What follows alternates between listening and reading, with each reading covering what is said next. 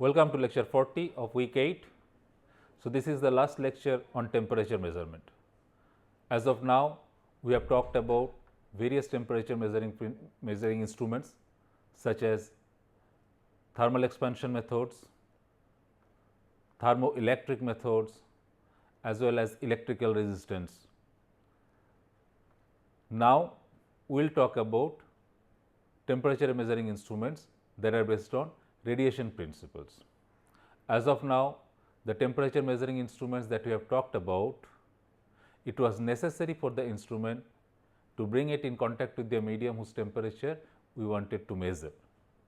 So, now we will talk about temperature measuring instruments which are of non-contacting type, meaning you do not have to bring the temperature measuring instrument in direct contact with the object whose temperature we want to measure. So, these instruments are based on principle of radiation. So, we will briefly review the principle of thermal radiation and then we will talk about two temperature measuring instruments based on thermal radiation principles. They are total radiation parameter and optical radiation parameter.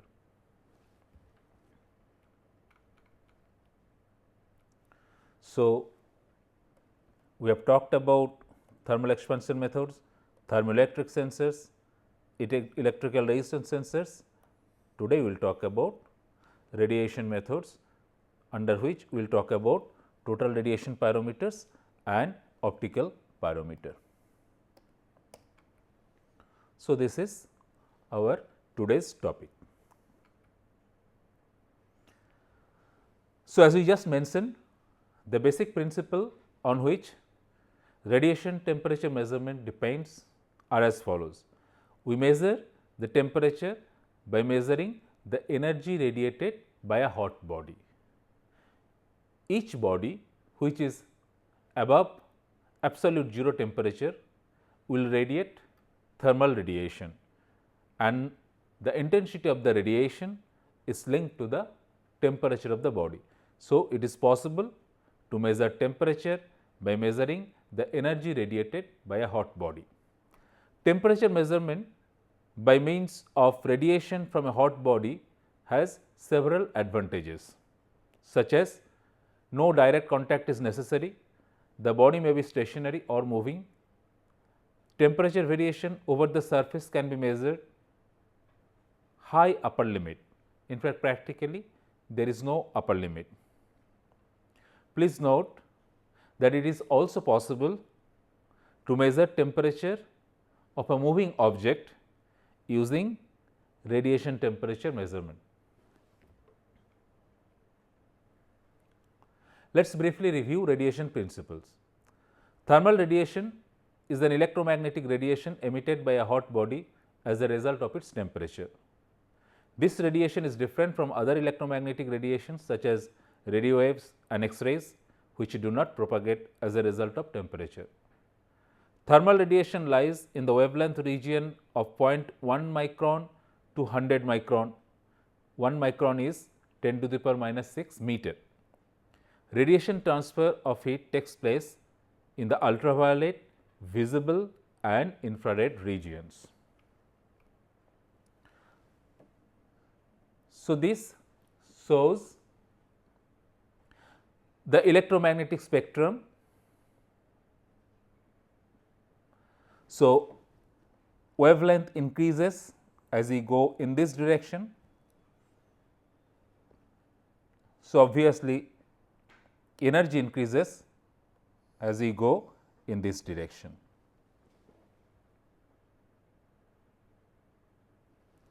This is the visible region, which is roughly 0.38 micrometer to 0.78 micrometer. So, let us say 380 nanometer to 780 nanometer. The thermal radiation happens in this visible region as well as part of UV and infrared regions. So, this is the region over which the thermal radiation takes place. UV, visible region and infrared region.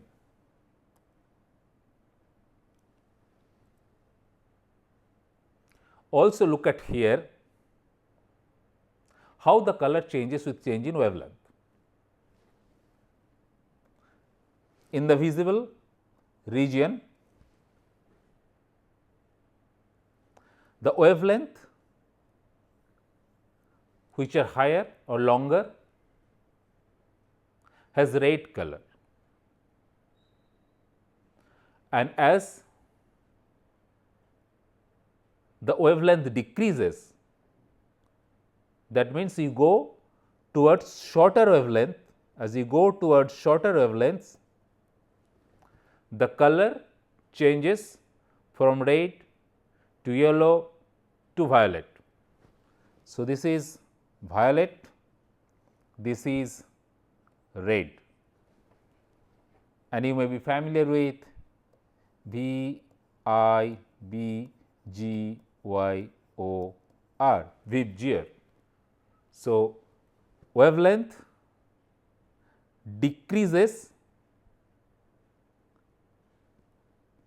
and wavelength increases as we go from violet to red, and as we grow from red to violet, wavelength decreases. So, longer wavelength in the visible region will give you color red, and in the shorter wavelength it will give you violet color.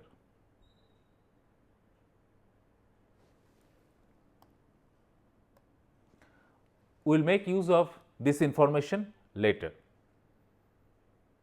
Also note that if a body emits radiations of all wavelengths in the visible region, it will appear white.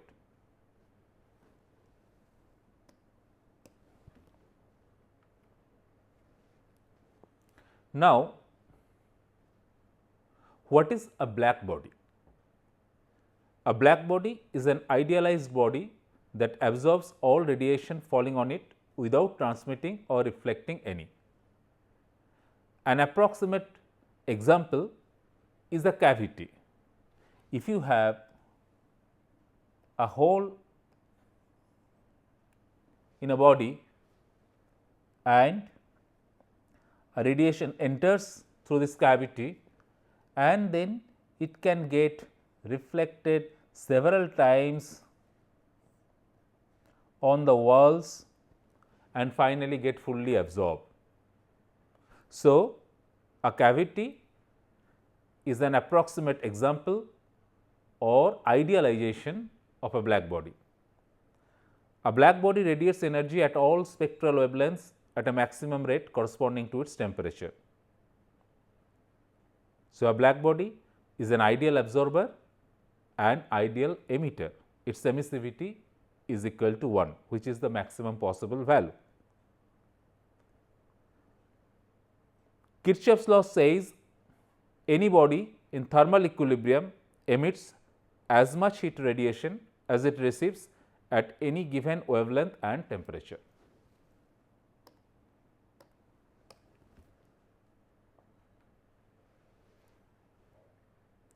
Now, we will talk about two different laws. First one is Stefan-Boltzmann law, and then we will talk about Planck's law. The total thermal radiation emitted by a black body is given by Stefan-Boltzmann law. The total thermal radiation emitted by a black body is represented as EB equal to sigma T to the power 4, where sigma is Stefan-Boltzmann constant and has a value of 5.669 into 10 to the power minus 8 watt per meter square Kelvin to the power 4. EB is the emissive power expressed as watt per meter square. T is absolute temperature expressed in Kelvin. This law agrees well with experimental data. Thus, it can be used to determine the amount of radiant energy from a black body. Between two black bodies with temperature T1 and T2, we can extend this equation as Eb equal to sigma into T1 to the power 4 minus T2 to the power 4, where temperature T1 is greater than temperature T2.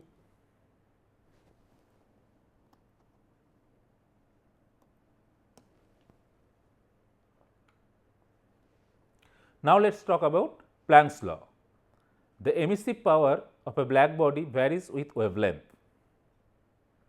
The emissive power of a black body at a given wavelength is given by Planck's law, and this is expressed as this expression: radiant intensity W lambda is equal to C1 by lambda to the power 5 into e to the power C2 minus lambda t minus 1. Here there are two constants C1 and C2. The value of C1 is 37,413 watt micrometer to the power 4 per centimeter square. C2 is 14,388 micrometer Kelvin, lambda wavelength of radiation expressed in micrometer, and T is absolute temperature of black body expressed in Kelvin. Radiant intensity is expressed as watt per centimeter square into micrometer. So, please take care of the units. If you expressed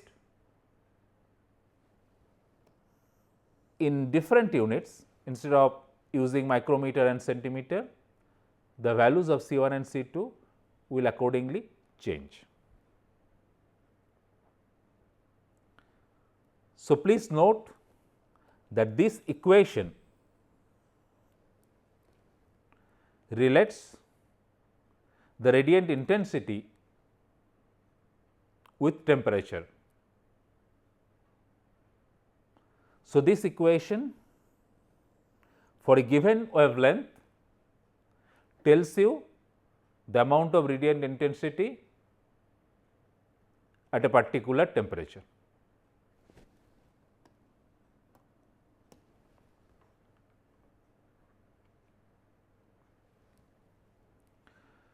Now, if I plot this emitted power versus wavelength at various temperatures, we get a plot which is shown on the screen.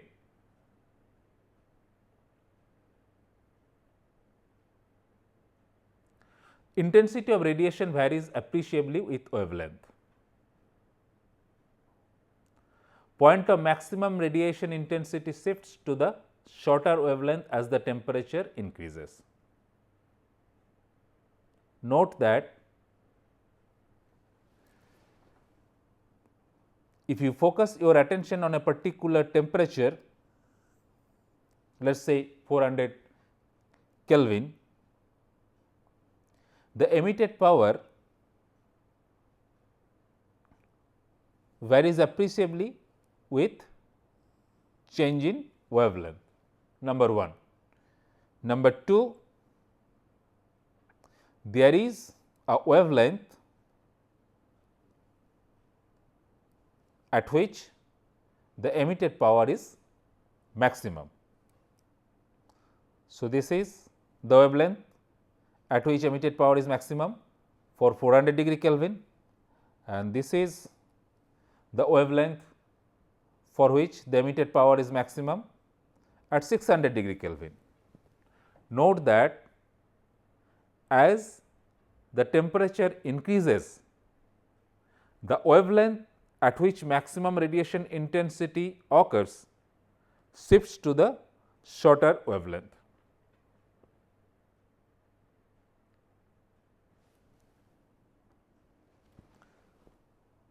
You can see it from the temperature at 2000 degree Kelvin as well as temperature higher than 2000 degree Kelvin. So, this may be say 3000 degree Kelvin. So, this the maximum happens at the shortest wavelength for the highest temperature. The point of maximum intensity is given by Wien's displacement law, which states that the product of the wavelength at which the maximum intensity happens multiplied by the temperature, corresponding temperature in absolute scale, is a constant, and that constant is 2898 micrometer Kelvin. So, here I express the wavelength in micrometer or micron, and the temperature, absolute temperature, is in Kelvin. So, the product of lambda max, which is the wavelength at which maximum intensity occurs, multiplied by the temperature, is constant, and that constant is 2898 micrometer Kelvin.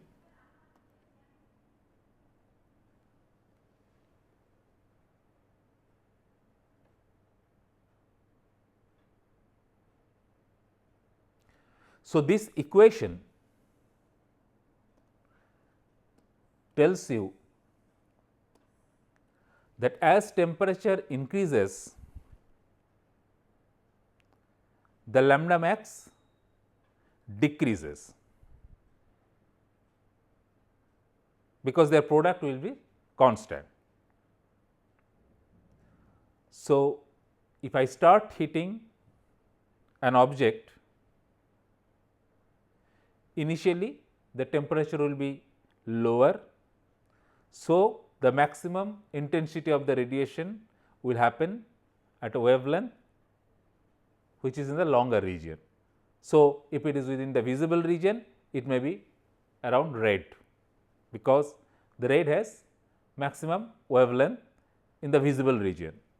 As the temperature increases, the lambda max will decrease, it will shift to the shorter wavelength, and the color will go towards violet. So, maybe red to yellow to violet, like that. When it is very high, temperature is very high, the body will emit radiation of all wavelength in the visible region. So, it will appear white.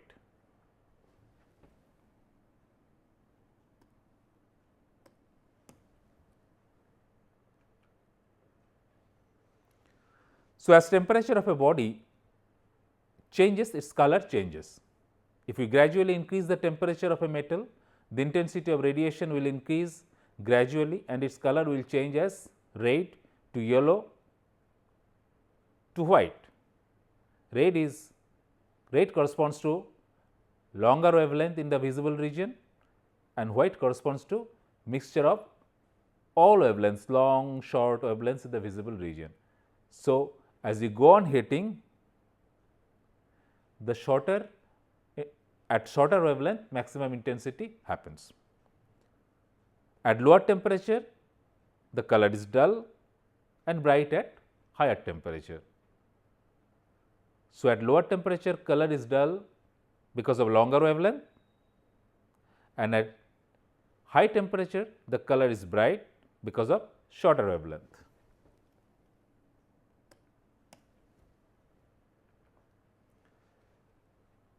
So, there are two principles on which radiation temperature measuring devices are designed. One, we can measure the total energy of radiation from a heated body and can relate temperature with it.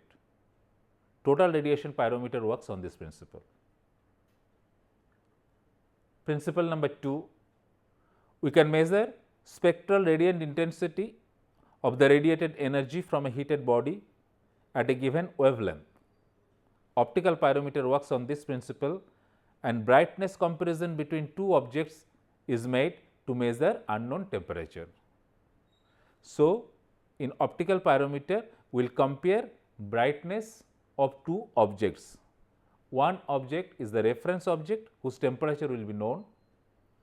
So, if the brightness of the object whose temperature is unknown matches well with the brightness of the object whose temperature is known, I can find out the temperature for the object whose temperature is not known.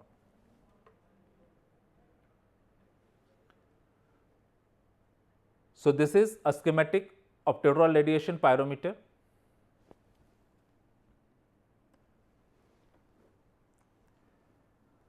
Radiation from target is focused on the hot junction of a thermocouple or thermopile. The developed EMF can be calibrated in terms of temperature units. Wide range, it has wide range, this is inexpensive and this is simple. However, it has low sensitivity. Absorption in the side path may introduce some error. So, you use a lens to focus the radiation from the hot body, the temperature of the hot body I want to find out. So, the radiation is being focused by this lens onto the thermocouple or a thermopile or a photocell. It is basically a temperature measuring device. You know what happens or how a thermocouple measures temperature. So, when the radiation from the hot body is focused onto the thermopile or a thermocouple, an EMF will be produced corresponding to the temperature. So, this EMF can be calibrated in terms of temperature units. As you notice that this is a very simple device, it is inexpensive, also it has wide range. However, it has low sensitivity and absorption of radiation in side path may introduce error in the measurement.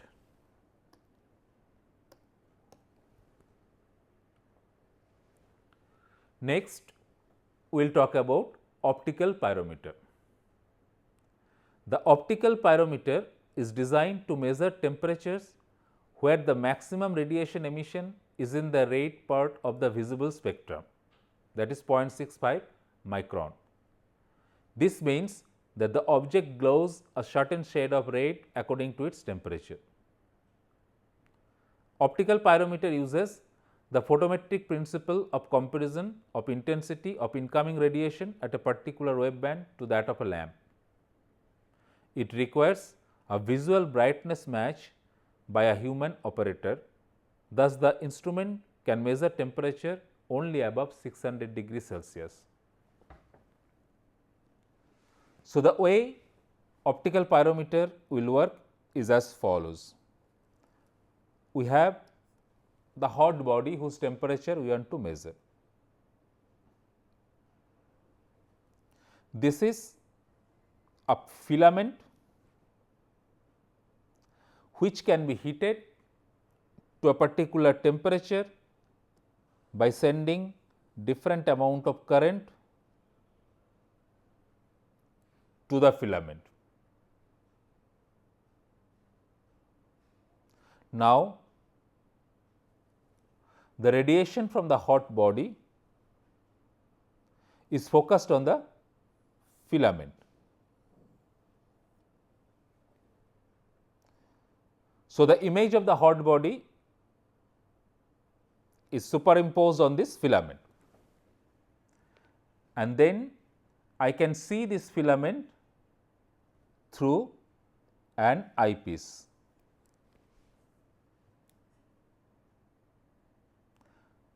So, what we do first is we send a particular amount of current to this filament. Depending on that, the filament will assume some temperature.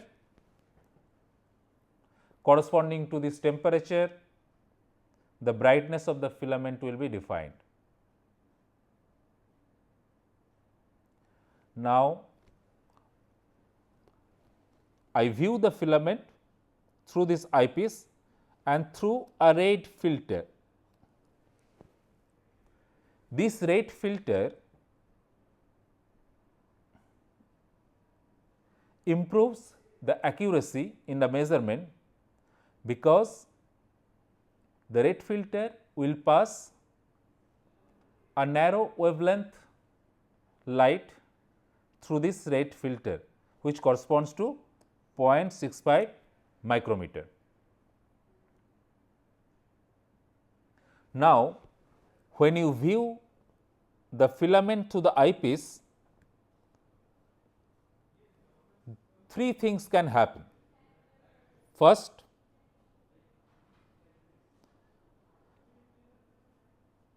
the filament may be too dark compared to the hot body. That means, the brightness of the hot body may be much higher than the brightness of the filament.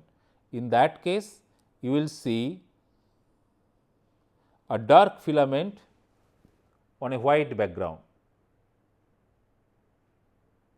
In case if the filament is too bright compared to hot body, in other words, the brightness of the filament is higher than the brightness of the hot body, you will see a white filament on a dark background.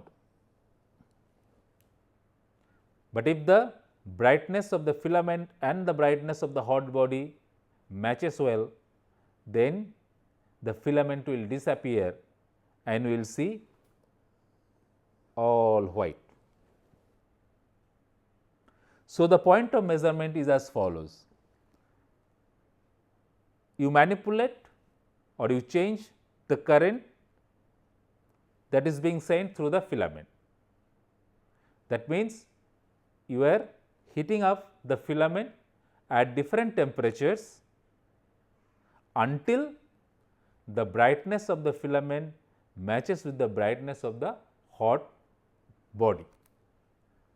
Under this circumstance, you know that the temperature of the filament is a measure of the temperature of the hot body, and the temperature of the hot body can be measured in terms of or calibrated in terms of current that you are flowing through the filament.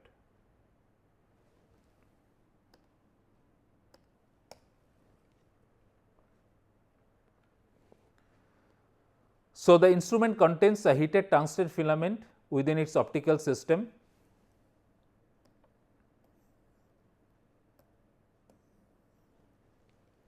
The filament is heated by sending current through it,